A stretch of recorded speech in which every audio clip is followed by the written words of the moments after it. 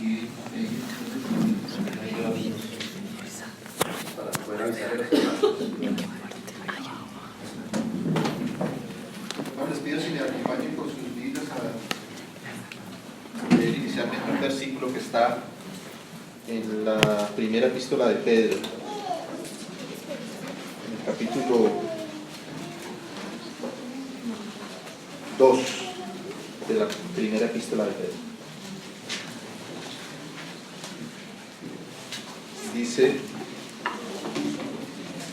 mas vosotros sois linaje escogido, real sacerdocio, nación santa, pueblo adquirido por Dios, para que anunciéis las virtudes de aquel que os llamó de las tinieblas a su luz admirable.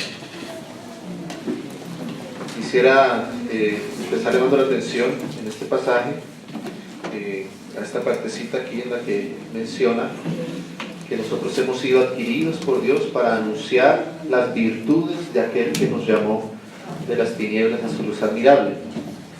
Sabemos que Dios ha hecho una obra en nuestras vidas, en medio de toda la humanidad, que Dios mismo, como nos recuerda su palabra, como nos revela su palabra, dice allá Juan que este es el mensaje que oímos desde el principio, que Dios es luz y que en Él no hay tinieblas.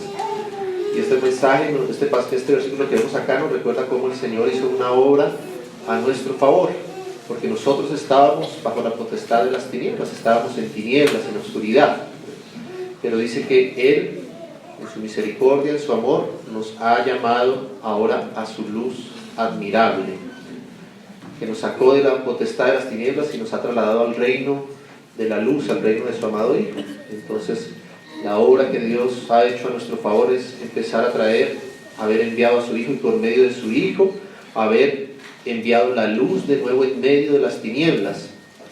Entonces ahora Dios, que es luz, quiere disipar toda tiniebla en nuestra vida.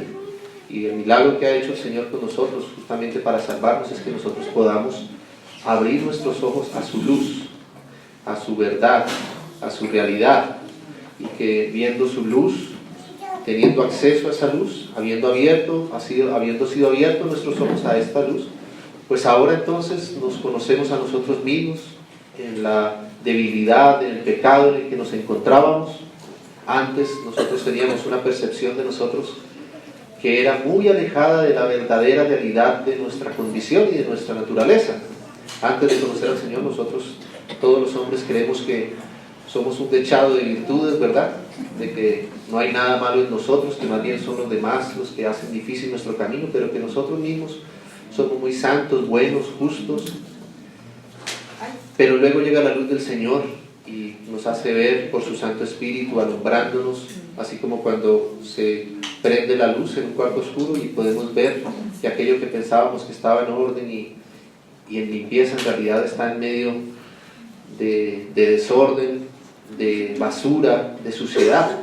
Y así empezamos entonces a conocer nuestra verdadera condición, viendo la luz del Señor, exponiéndonos en su luz y arrepintiéndonos entonces de lo que en realidad nosotros somos.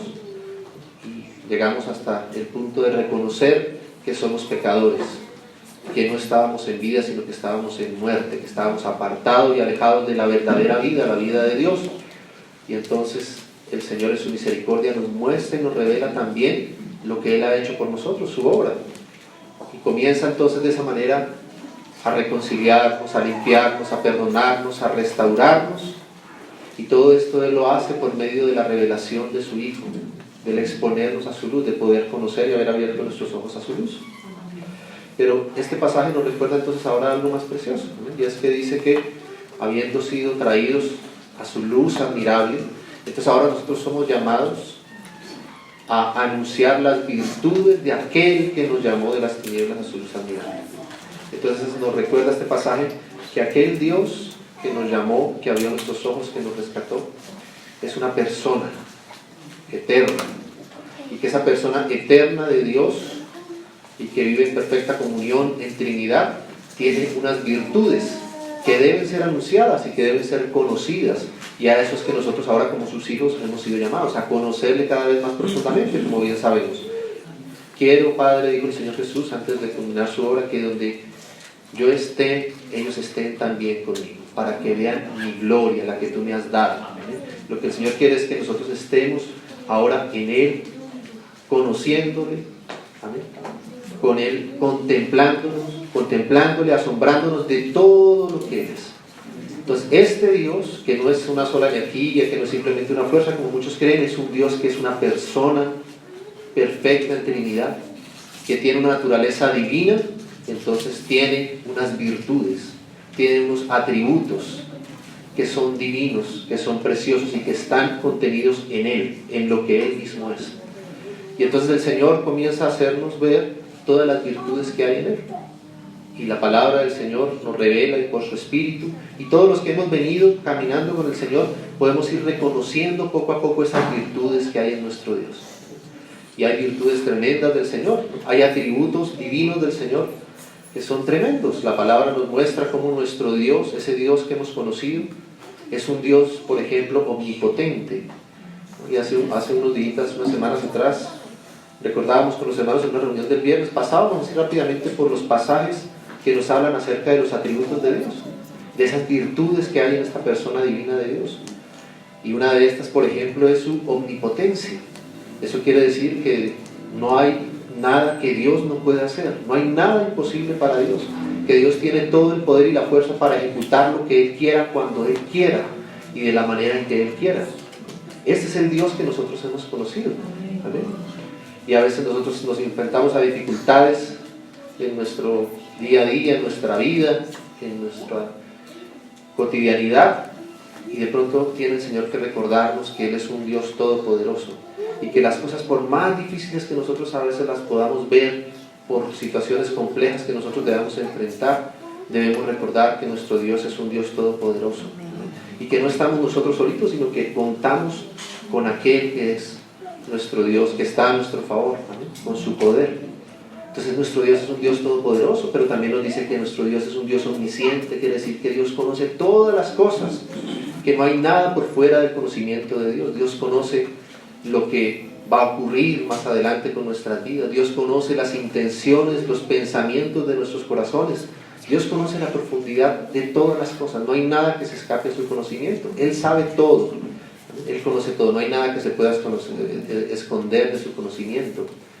Y también nos dice que Él es un Dios omnipresente, que está en todo lugar, en toda parte, de manera que podemos contar con Él en cualquier lugar, en cualquier circunstancia en la que nosotros estemos, pero también quiere decir que no nos podemos esconder de Él en ninguna parte, y que por más que nosotros querramos engañar a otros o a nosotros mismos, el Señor está en todo lugar y nos ve todo el tiempo. No hay nada que se esconda de la presencia de Dios. Ahí está ese salmo que dice que si subiere a los montes más altos, allí lo encontraremos. Si estamos en lo profundo del Seol, ahí también está el Señor, y en todo lugar nuestro Dios es un Dios omnipresente y está con nosotros, ¿sabes? A veces nosotros sentimos como si estuviésemos solos, ¿no? A veces podemos tener sentimientos de soledad, o nos ocultamos a veces de nuestros hermanos o de la luz para poder hacer nuestras cosas a nuestra manera, pero no debemos olvidar nunca que el Señor está en todo lugar, ¿no? Pero así también el Señor nos muestra que Él es amor, por ejemplo, ¿no? Y Él nos ama profundamente, y todo lo que Él hace, todo lo que procede de Dios, todo lo que Él permite es por causa de su amor, y que Él nunca dejará de amarnos, ¿no? Porque además es un Dios inmutable que nunca cambia, o sea que su amor no es mayor en un momento y menor en otro, ¿no? Sino que Él es inmutable, nunca cambia. A Dios no se le puede agregar nada, ni Dios puede disminuir en algo de lo que Él mismo es. De manera que Él es perfecto, exactamente, Él es pleno. Y su amor también es perfecto y nunca cambia para con nosotros. Nosotros sí a veces cambiamos, no todo en este mundo cambia. Y nosotros estamos en medio de una condición en la que todo a nuestro alrededor está constantemente y continuamente sufriendo cambios. Nosotros mismos cambiamos, ¿no? Hoy estamos aquí, mañana no sabemos cómo vamos a estar, ¿no? Y nuestro corazón a veces se acerca un poco más al Señor y a veces toma distancia, y así somos nosotros tan fluctuantes. Nuestros sentimientos, nuestras emociones, todo esto fluctúa con mucha facilidad, pero nuestro Dios es un Dios inmutable, y qué precioso que nosotros podamos tener nuestra confianza en algo que nunca cambia, que es inmutable, ¿amén? Que no importa lo que suceda, ni siquiera importa nuestra condición para con Él, el Señor seguirá siendo siempre el mismo, amándonos de la misma medida, cubriéndonos, guardándonos. ¿Sabes? Pero Dios también es un Dios justo, y es otra virtud de Él, su justicia. De manera que Dios procede siempre en justicia. Dios no va a permitir ni va a obrar de una manera injusta nunca para con nosotros. Por más que nos ame, Dios no dejará en injusticia las cosas que en nosotros, por ejemplo, deben ser corregidas. De manera que Dios también a veces ejecuta sus juicios, y sus juicios no niegan su amor. Él es perfecto en todas sus virtudes, y es tremendo pensar que Dios es así, porque como decimos, hay virtudes de Dios que parecieran oponerse. ¿Cómo es posible que Dios sea un Dios perfectamente amoroso y misericordioso y al mismo tiempo sea un Dios perfectamente justo, que no haya ninguna injusticia en Él, y perfectamente santo? ¿Y cómo poder en Dios reconciliar todos estos atributos? ¿Cómo reconciliar en Dios que Él sea omnipotente, pero que al mismo tiempo Él sea un Dios paciente que tiene que esperar? Nosotros somos tan desequilibrados en nuestras propias virtudes, ¿verdad? Cuando nosotros podemos hacer algo, no queremos esperar, queremos hacerlo y queremos hacerlo de inmediato. Pero Dios es perfectamente poderoso, pero también es perfectamente paciente. De manera que a veces Él, aunque Él tiene todo el poder para ejecutar lo que Él quisiera en sus propósitos, Él también es paciente, y Él sabe esperar a ejecutar sus juicios, a ejecutar su amor, a obrar con amor. De manera que es un Dios tremendamente poderoso, tremendamente majestuoso el que nosotros tenemos.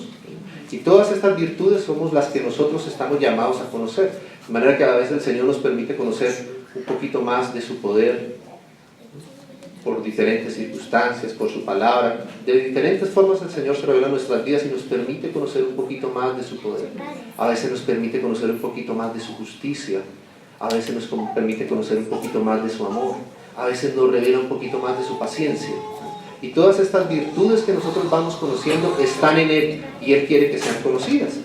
Y lo estamos conociendo no de una manera intelectual, sino de la manera más práctica posible. ¿Amén? En nuestra vida, en nuestro acontecer, en las cosas que nosotros tenemos que sufrir y que padecer a veces en nuestra cotidianidad. Ahí el Señor está queriéndonos mostrar sus virtudes. ¿Amén? Y cómo Él con esas virtudes obra a nuestro favor. ¿Amén? Pero hoy quisiera que meditáramos un poquito en una de aquellas virtudes que la palabra del Señor nos muestra que Él tiene. Y para eso les pido que me acompañen al último versículo de la epístola a los Romanos. En la epístola a los Romanos, en el capítulo 16,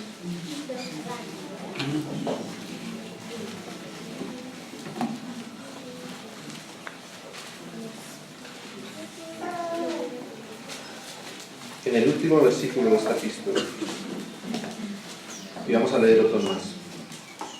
Romanos 16, 27.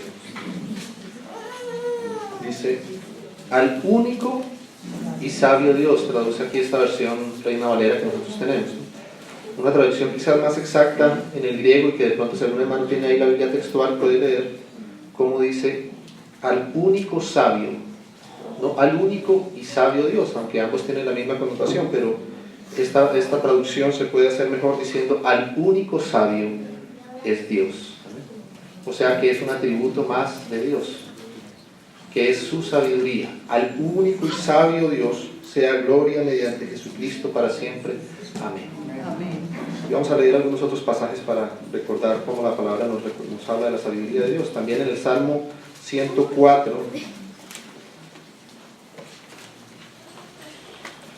el Salmo 104.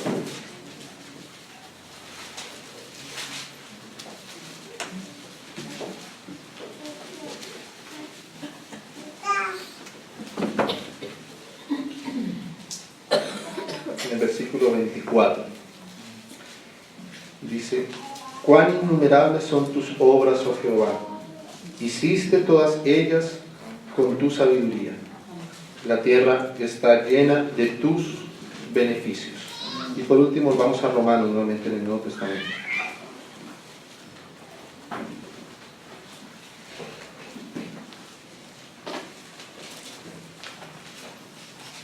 Romanos capítulo 11.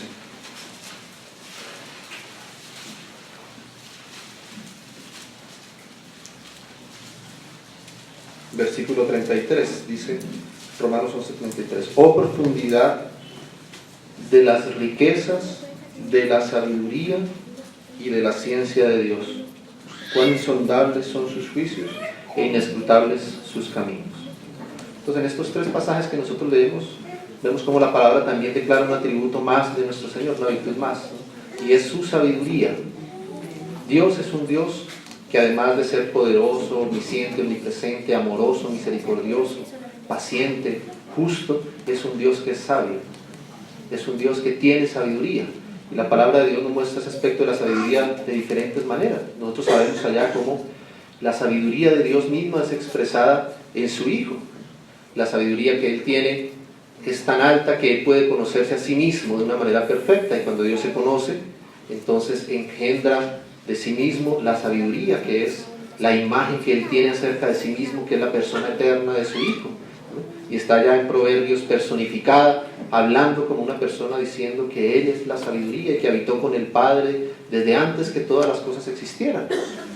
O sea que el Hijo de Dios eterno, la persona del Hijo, es la sabiduría encarnada, personificada del Padre, ¿también? Que luego también se hizo carne, porque aquel verbo se hizo carne, vino y habitó entre nosotros, como bien sabemos ahí en el Evangelio de Juan nos dice.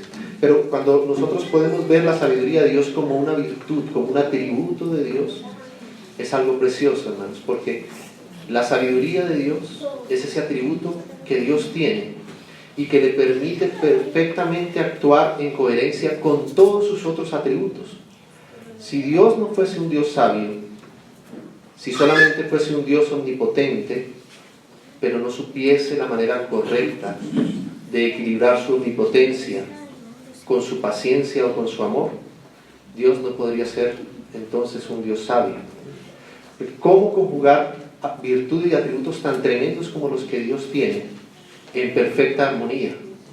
¿Cómo el Señor sabe ejecutar en qué momento tiene que actuar con su poder y en qué momento Él tiene que actuar con su paciencia para esperar y no ejecutar un juicio suyo?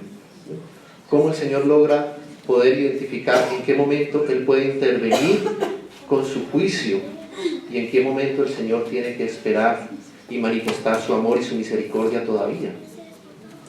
¿Y cómo el Señor puede hacer todo esto al mismo tiempo? Y esto es gracias a que Él es, además de todo, un Dios sabio. Porque si no fuese un Dios sabio, el Señor no tendría la manera de tener todos estos atributos de una manera correcta y equilibrada. Nosotros somos bien desequilibrados en lo que nosotros somos, ¿no? Si nosotros tenemos todo el poder, seguramente que no vamos a poder actuar con la misericordia y con el amor suficiente. Cuando nosotros nos dan un poco de poder y de autoridad y no somos sabios, que tenemos por eso pedirle al Señor, como dice allí en Santiago, si alguno tiene falta de sabiduría, pídasela a Dios, que Dios le dará en abundancia, ¿no? Porque como nosotros no tenemos la sabiduría de Dios en nosotros, entonces cuando se nos concede un poco de poder, inmediatamente entonces nos volvemos tiranos, ¿verdad? Déspotas, orgullosos, porque tenemos algo de poder. Pero el Señor es perfecto, y el Señor tiene el poder, pero al mismo tiempo es un Dios misericordioso y amoroso, ¿sabes? Y cómo el Señor puede tener estas dos cosas en perfecto equilibrio, gracias a que Él es sabio. Y Él sabe cuándo ejecutar su poder, pero también sabe cuándo esperar y cuándo demostrar su amor para con nosotros. O sea que la sabiduría es ese atributo que está en Dios y que le permite actuar en perfecta armonía con todas sus virtudes. Porque la sabiduría implica eso. Cuando uno ve cómo actúa el Señor y lo que nosotros sabemos que es sabiduría, uno se da cuenta que la sabiduría no es solamente ser muy inteligente, o la sabiduría no es solamente tener un concepto o un conocimiento intelectual elevado. La sabiduría es mucho más que eso, porque la sabiduría implica cómo este conocimiento que alguien puede tener lo puede aplicar en la medida, en la manera correcta, y no solamente en la medida y en la manera correcta, sino en el tiempo correcto. Cuando todas estas cosas no se hacen, entonces una persona no se puede decir que sea sabia.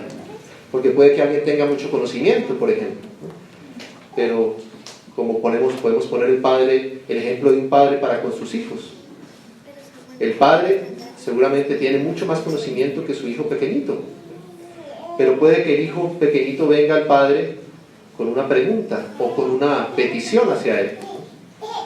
Y el Padre, que tiene todo el conocimiento, si intenta responder a esa pregunta a su hijo pequeño, o intenta darle lo que aquel está pidiendo, este niñito pequeño, en el tiempo que todavía no corresponde, o con las palabras que todavía él no entiende, pues no se podrá decir de aquel padre que es un padre sabio, sino que más bien le falta sabiduría en la manera en que está tratando con su hijo. Si llega mi hijito pequeño, Samuel, que por ahí ya me pide que si algún día puede manejar mi carro, ¿no? Y él tiene 5 añitos, y a veces nosotros obramos así para con Dios, porque a veces nosotros queremos cosas y le pedimos a nuestro Padre que nos conceda algo, ¿no? Y en su sabiduría, nuestro Dios a veces nos hace esperar. Él es todopoderoso, Él es omnipotente, Él podría hacer todo lo que Él quiere. Y si nosotros le pedimos algo, Él podría respondernos de manera inmediata con su poder y otorgarnos lo que nosotros queremos. Pero Él no solamente es omnipotente, Él también es sabio. Y Él sabe lo que mejor nosotros necesitamos y en qué tiempo Él puede responder a nuestras peticiones. De manera que así como yo no le voy a dar todavía las llaves a mi hijo, a veces el Señor no nos va a contestar todo lo que nosotros pedimos y queremos, porque en nuestro entendimiento pensamos que es lo mejor para nosotros. Y quisiéramos que ese Dios que nos dicen que es todopoderoso responda a mi petición ahora, en este momento, y me libre de la condición en la que estoy. Me saque de esta necesidad. Responda a mis preguntas. Pero Dios, que es un Dios sabio, sabe en qué tiempo y de la mejor manera que tiene para respondernos. O si no, Él no sería un Dios sabio para con nosotros. Entonces vamos a ver algunos pasajes en la palabra del Señor en la que, si bien no está explícitamente mencionada la sabiduría de Dios, sí podemos ver cómo Dios obra en esa sabiduría, y cómo Dios, teniendo tantas virtudes, puede en su sabiduría obrar o esperar conforme sea necesario. Entonces vamos a ir ahí inicialmente al Evangelio de Lucas. Veamos un ejemplo, porque claramente en la vida del Señor Jesucristo nosotros podemos ver cómo todo lo que Él hizo, toda la manera en que Él actuó, las respuestas que Él dio en medio de cada circunstancia, en medio de cada situación, obviamente expresaban la sabiduría perfecta que hay en Dios, en su Padre, ¿no? Porque Él nunca hizo nada apartado de su Padre. Él todo lo hizo confiando y esperando en la dirección y en la voluntad de su Padre, ¿no? De manera que todo lo que el Señor hizo, sus actitudes, sus respuestas, sus esperas, sus tiempos, expresan la sabiduría de Dios, ¿no? Entonces recordamos ahí un pasaje que está en el Evangelio de Lucas, en el capítulo 9, verso 51. Dice Lucas 9:51: cuando se cumplió el tiempo en que Él había de ser recibido arriba, afirmó su rostro para ir a Jerusalén, y envió mensajeros delante de Él, los cuales fueron y entraron en una aldea de los samaritanos para hacerle preparativos. Mas no le recibieron, porque su aspecto era como de ir a Jerusalén. Viendo esto, sus discípulos, Jacobo y Juan, dijeron: Señor, ¿quieres que mandemos que descienda fuego del cielo, como hizo Elías, y los consuma? Pues ahí está nuestra sabiduría, la sabiduría humana, que dice allá Santiago, que tiene celos, que es contenciosa, ¿verdad?, que es maligna, que procede del enemigo, ¿no? Pues ¿cómo obrar en medio de una circunstancia de esta?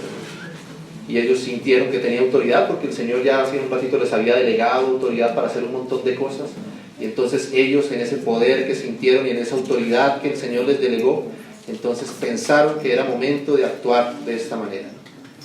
Y ahí está el Señor. Y Dios lo puede decir claramente, seguramente, digamos que el Señor fue rechazado. El Señor, que es el dueño de toda la creación, el Señor que hizo todas las cosas, que todo le pertenece a Él, no encontró en este lugar un lugar donde pudiera descansar por un momento.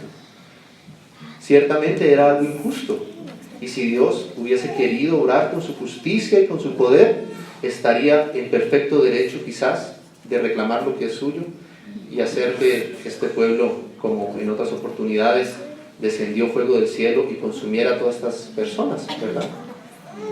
Y eso es así es nuestra sabiduría, ¿no? Y entonces pero el Señor le responde, ¿no? O sea, el Señor tenía el poder para hacer esto. ¿Lo tenía o no lo tenía? Claro que sí. Era solamente que él abriera su boca y esto iba a ocurrir, ¿no? Y les demostraría a todos a quién fue el que no dejaron entrar, a quién fue el que no le abrieron la puerta. Pero el Señor no solamente es poderoso, Él es sabio. Y entonces Él sabe que todavía no puede ejecutar sus juicios en ese momento, ¿no? Entonces Él espera un tiempo y más bien le responde entonces a ellos, ¿no? Entonces volviéndose Él, les reprendió diciendo: vosotros no sabéis, porque ellos querían tener el poder, ¿amén? Pero no sabían. Y Dios, además de tener el poder, es un Dios omnisciente que todo lo conoce, ¿amén?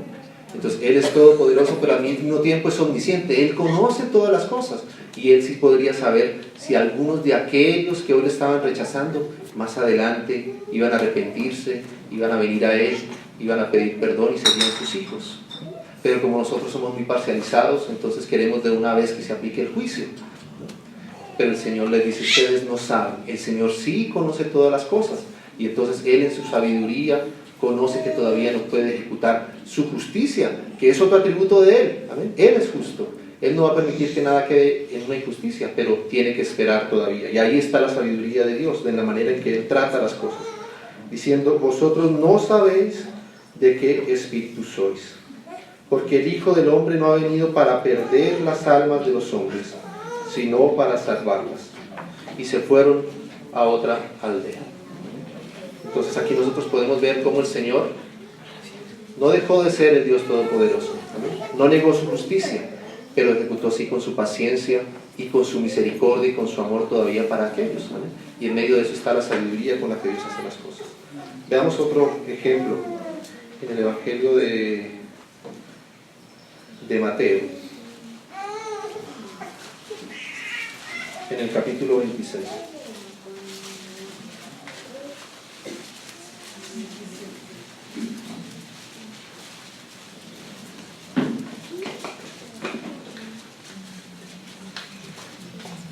Vamos a ir por el tiempo, vamos a ir directamente a los versículos. Ustedes conocen el contexto, es cuando el Señor va a ser entregado y llega entonces Judas a entregar al Señor, ¿no? Entonces dice, veamos desde el verso 50, Mateo 26, 50. Y Jesús le dijo: amigo, ¿a qué vienes? Le dijo a Judas. Entonces se acercaron y echaron mano a Jesús y le prendieron. Pero uno de los que estaban con Jesús, extendiendo la mano, sacó su espada e hiriendo a un siervo del sumo sacerdote, le quitó la oreja. Entonces Jesús le dijo: vuelve tu espada a su lugar, porque todos los que tomen espada, a espada perecerán. Y aquí le reconviene el Señor: ¿acaso piensan que no puedo ahora orar a mi Padre, y que Él no me daría más de 12 legiones de ángeles? Pero ¿cómo entonces se cumplirían las Escrituras de que es necesario que así se haga? Pues aquí nuevamente otro episodio, el Señor confrontado, y nosotros por delante tenemos el poder para atacar a estos hombres que vienen a tomar a nuestro maestro, y ejecutamos con la espada. Pero el Señor dice: ustedes piensan que yo no tengo el suficiente poder y que yo no podría orar ahora a mi Padre para que Él mandara legiones de ángeles y me defendiera. Pero no es el tiempo todavía. El Señor tiene que ejecutar la voluntad de su Padre, y eso tiene un tiempo, y es necesario que esto se cumpla. De manera que fíjense cómo nuestra sabiduría humana a veces está en contravía de la sabiduría del Señor, porque nosotros queremos que el Señor ejecute cosas que Él todavía no quiere ejecutar. Y ahí está la sabiduría del Señor. Recuerden otro pasaje allá en Apocalipsis, dice que en el quinto sello se muestran aquellos que han sido decapitados por causa del testimonio del Señor, y están debajo del trono del Señor, y dice: rogando día y noche y diciéndole al Señor: Señor, ¿hasta cuándo no vengas nuestra sangre y la sangre de aquellos que han sido decapitados y muertos por causa de tu testimonio? ¿No? ¿Hasta cuándo? Qué petición tan tremenda, ¿no? Y es una petición suficientemente justa. Es suficientemente justa pedirle al Señor que haga justicia y que vengue la muerte de sus hijos, por ejemplo. Y sin embargo el Señor tiene que responderles y les dice: es necesario que esperen un poco de tiempo hasta que aquellos que han de ser muertos por causa de mi testimonio se complete el número de aquellos que han de ser muertos por causa de mi testimonio. O sea que el Señor no ejecuta todavía sus juicios en su sabiduría. Es tan justo lo que ellos piden, pero el Señor en su sabiduría sabe que no puede todavía ejecutar sus juicios, sino que tiene que esperar un tiempo. Y ahí está la sabiduría del Señor. Si el Señor ejecutara sus juicios de una vez, no podría cumplir con su propósito. Pues cuán precioso es nuestro Señor, que es un Dios sabio y que sabe cómo cumplir su propósito en nuestras vidas. A veces nosotros pedimos cosas de ese estilo por mucho menos, ¿no? A veces nosotros queremos que el Señor ejecute sus juicios porque alguno me miró un poquito mal, ¿no? Y ya le pedimos al Señor: Señor, si tú eres un Dios justo, mira cómo me han tratado hoy. Señor, si tú eres justo, mira hoy lo que me dijeron. Señor, ¿por qué no mandas que caiga fuego del cielo y se consuman a estos que hoy me miraron un poquito callado? Así somos nosotros, ¿no? Pero Dios es un Dios perfecto. Dios es perfecto. Hermanos, y es precioso poder entender que ese Dios sabio es el que está tratando con nosotros, con nuestras vidas. Porque eso quiere decir que el Señor está haciendo cada cosa y permite cada cosa en nuestra vida con su sabiduría. Y sabemos nosotros que a veces tenemos que pasar por circunstancias que no son de nuestro agrado, que son difíciles. Y a veces nosotros preguntamos al Señor, ¿no? Y nos cuestionamos, y a veces el enemigo mismo quiere minar nuestra fe y quiere hacernos pensar: bueno, ¿y si ese Dios en que tú crees es todopoderoso? ¿Y si ese Dios es justo? ¿Acaso tú has andado mal para que estés ahora en esta situación? ¿No has estado buscando sus caminos? ¿No has tratado de perseverar en los caminos de Él para que ahora estés pasando por esta circunstancia? Y si Dios es tan poderoso, ¿por qué no simplemente te saca de esta situación? Y el enemigo nos confronta. De esa manera el Señor Jesús también fue tentado. ¿Se acuerdan que Satanás le dijo al Señor: si tú eres el Hijo de Dios y tienes hambre, ¿por qué no mandas que estas piedras se conviertan en pan y comes? Y claro que Él era el Hijo de Dios, y claro que si Él hubiese querido lo hubiera hecho. Pero el Señor conoce todas las cosas. De manera que nosotros debemos confiar en la sabiduría de Dios, en el tiempo que Dios tiene para hacer las cosas y en la manera en que Dios nos trata con su sabiduría. Así como un padre sabio sabe tratar perfectamente con sus hijos, asimismo nuestro Dios sabe cómo tratar con nuestras vidas. De manera que si Él no nos ha querido sacar de alguna circunstancia, confiemos en que el Señor sigue siendo todopoderoso y que si Él quisiera nos sacaría. Pero por alguna razón el Señor todavía no lo hace. Todavía el Señor tiene que moldearnos en algo, en aquello en lo que estamos pasando. Y el Señor es paciente y quiere enseñarnos también a nosotros a ser pacientes y a soportar a veces algunas cosas. Así como a veces nosotros quisiéramos que el Señor ejecutara sus juicios de una manera inmediata, pero el Señor todavía tiene misericordia con nosotros. ¿Y cuántas cosas seguramente hay que el Señor tiene que corregir con nosotros? Muchas. Hay muchas cosas que el Señor todavía debe corregir en nosotros, pero todavía no lo hace. ¿Vale?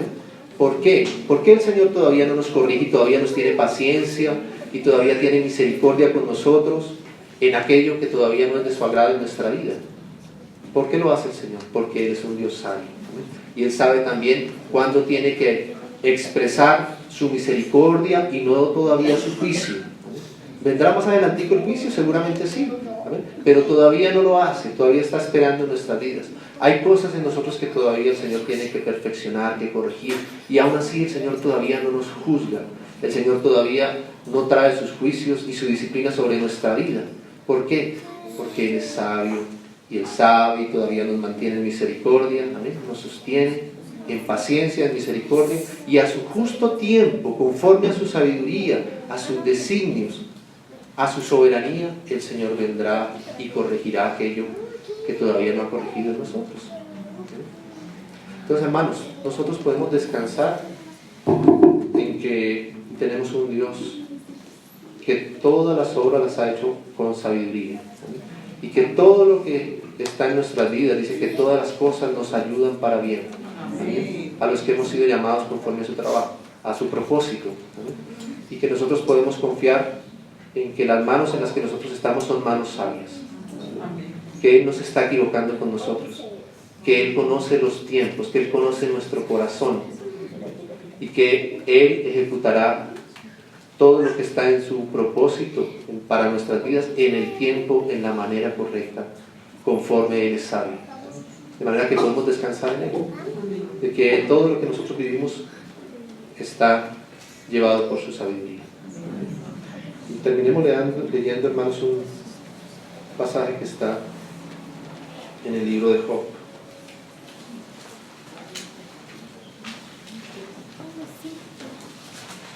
Cuando el Señor finalmente responde a Job, ustedes saben que la historia de Job es una historia, es muy profunda.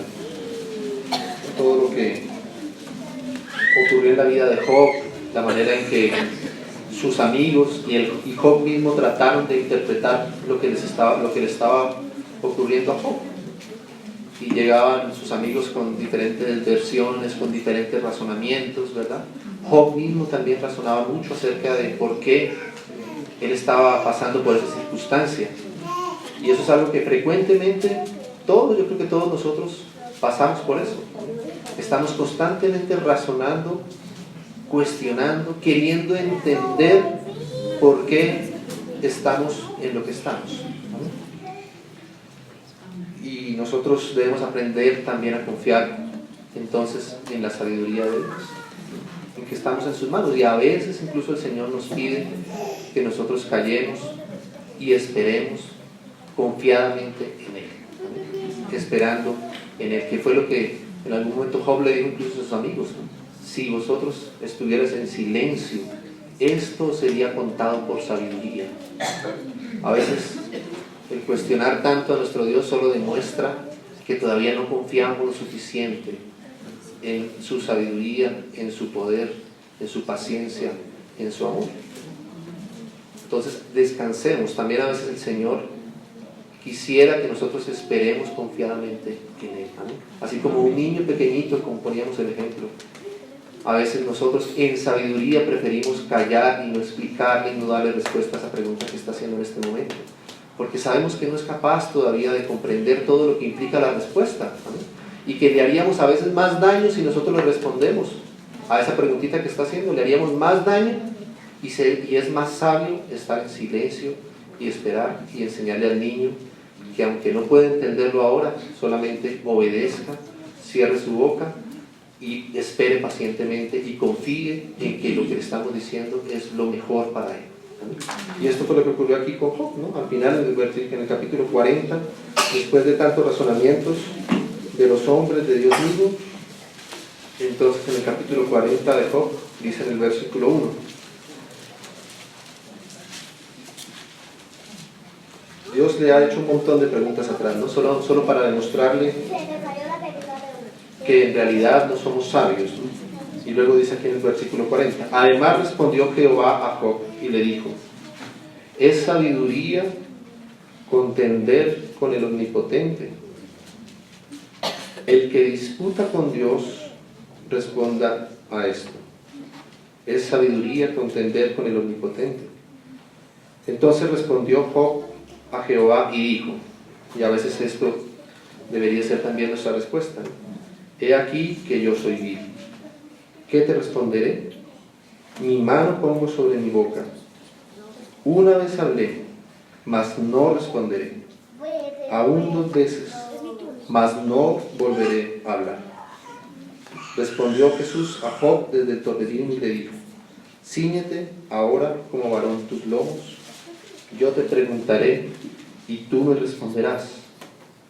¿Invalidarás tú también mi juicio? ¿Me condenarás a mí para justificarte tú? ¿Tienes tú un brazo como el de Dios y truenas con voz como la tuya, como la suya?